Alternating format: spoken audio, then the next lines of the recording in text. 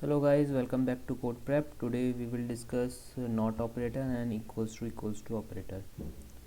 So equals to operator returns true if the values we are comparing are equal. For example, if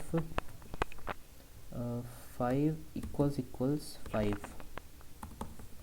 then it will execute this statement. It will return true to this if. So condition will be true, so it will print for example we will print equal. So let's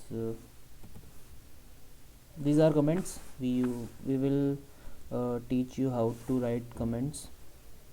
See, equals, and if we write 5 equals 6, then it will return false, so it will not print anything. And the opposite of equals is not equal. For not equal we write this exclamatory mark and then equals to. So if 5 is not equals to 6, then it will print equal.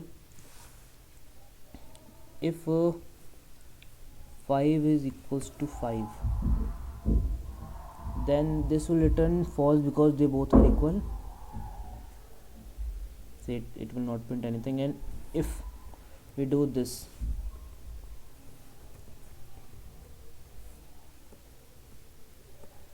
we put a not here, then print this.